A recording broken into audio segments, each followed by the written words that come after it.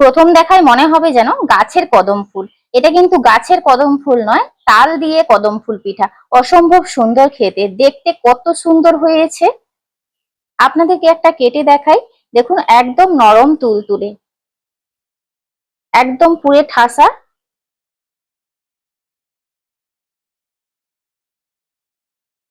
নমস্কার বন্ধুরা, আমার চ্যানেলে আপনাদের সবাইকে স্বাগত। তালের সিজনে তালের কদম ফুলের পিঠা না হলে একেবারেই চলবে না। তো অসম্ভব সুন্দর এই কদম ফুল পিঠেগুলো কিভাবে বানাচ্ছে আপনারা সম্পূর্ণ ভিডিওটি দেখতে থাকুন। আশা করছি খুবই ভালো লাগবে। এখানে নিয়েছি ছোট বাটির 1 বাটি তালের কাঠ। বাটিটা ধুয়ে সামান্য একটু জল দিয়ে দিলাম। এর মধ্যে আমি পরিমাণ বুঝে লবণটা দিয়ে দেব। এখানে আমি নিয়েছি শুকনো আতপ চালের আটা। তালের পাল্পটায় এইভাবে একটু জাল করে ফুটিয়ে নিচ্ছি। তালের পাল্পটা 1 ফুট খাইয়ে নেব। এখানে দেখুন, তালের পাল্পটা একটু ফুটিয়ে নিয়েছি। অল্প অল্প চালের আটা দেব আর মেশাতে থাকবো। একসঙ্গে অনেকখানি দিয়ে দিলে কিন্তু দলা পাকিয়ে যাবে।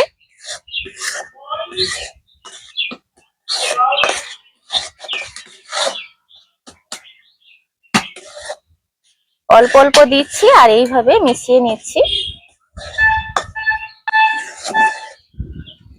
অল্প অল্প চালের আটাটা দিচ্ছি আর এইভাবে তালের পাল্পের সঙ্গে মিশিয়ে নিচ্ছি, যাতে সুন্দর একটা ডো তৈরি হয়।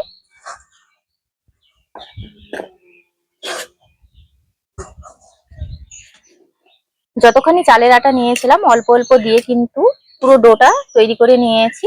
আর ডোটাকে খুব ভালোভাবে সেদ্ধও করে নিয়েছি। এই পর্যায়ে নামিয়ে নেব। এই গরম গরম অবস্থায় ডোটাকে কিন্তু হাতের সাহায্যে মেখে নিচ্ছি। ডোটাকে আমি এইভাবে করে তৈরি করে নিয়েছি।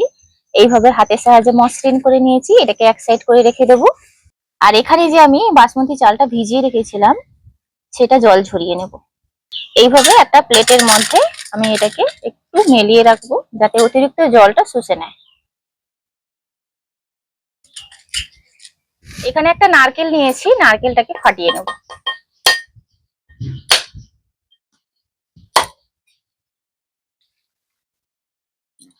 নারকেলটা কুড়িয়ে নেব।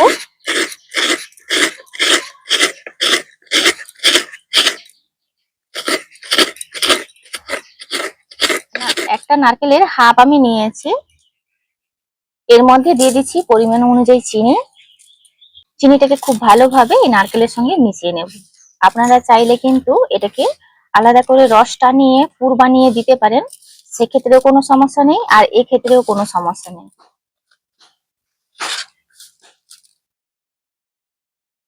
ডোটা যে আমি তৈরি করে রেখেছিলাম, হাতের সাহায্যে আরেকটু মাখিয়ে নিচ্ছি।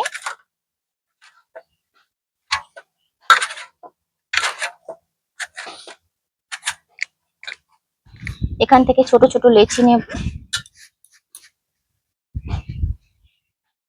এইভাবে গোল গোল করে রাখছি।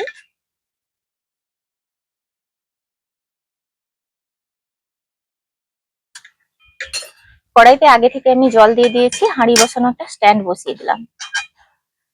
একটা একটা করে লেচি নিচ্ছি আর এইভাবে বাটির শেপে তৈরি করে নিচ্ছি। যেভাবে আমরা পুলি পিঠের পুর দিই সেইভাবে দিয়ে নেব।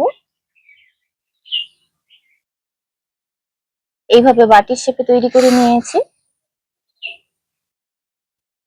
নারকেল আর চিনির মিশ্রণটা মধ্যিখানে নিয়ে নিচ্ছি।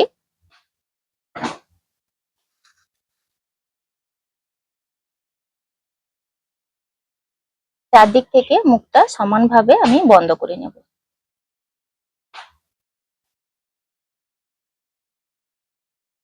হাতে এইভাবে গোল করে নিচ্ছি। এই যে দেখুন, এইভাবে করে আমি গোল করে নিয়েছি। আবার একটা লেচি এইভাবে নিয়ে নিয়েছি।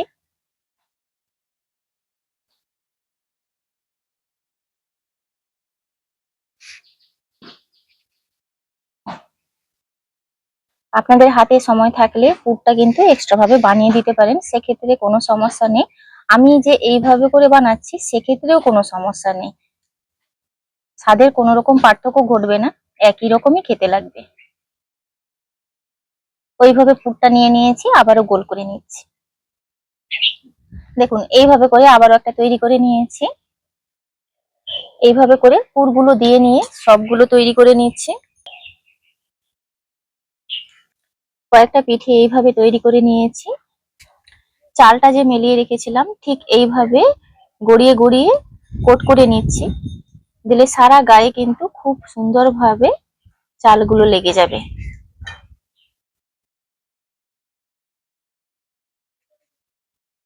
এইভাবে করে দেখুন সারা গায়ে চালটা খুব সুন্দরভাবে লেগে গেছে। ছিদ্রযুক্ত একটা প্লেট বসিয়ে রেখেছি আগে থেকে, এখানে দিয়ে দিলাম। আবারও দেখুন ওইভাবে কিন্তু কোট করে নিচ্ছি।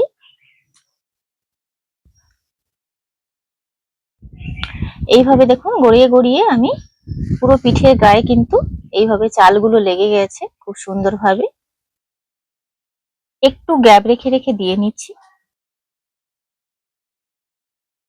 এইভাবে করে আমি প্রত্যেকটা পিঠে দিয়ে নিচ্ছি।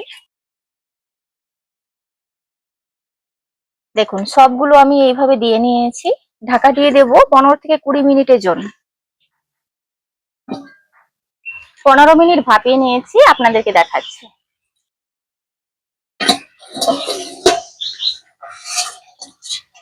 দেখুন কত সুন্দরভাবে চালগুলো ফুলে উঠেছে। এবার একটা প্লেটে নামিয়ে নেব।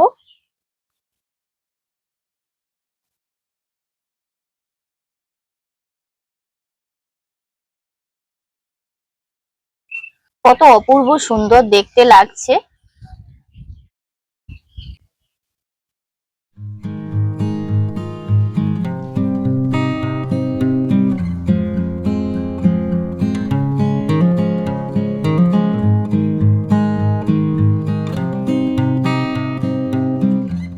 প্রথম দেখায় মনে হবে যেন গাছের কদম ফুল। এটা কিন্তু গাছের কদম ফুল নয়, তাল দিয়ে কদম ফুল পিঠা। অসম্ভব সুন্দর খেতে, দেখতে কত সুন্দর হয়েছে। আপনাদেরকে একটা কেটে দেখাই। দেখুন একদম নরম তুলতুলে, একদম পুরে ঠাসা।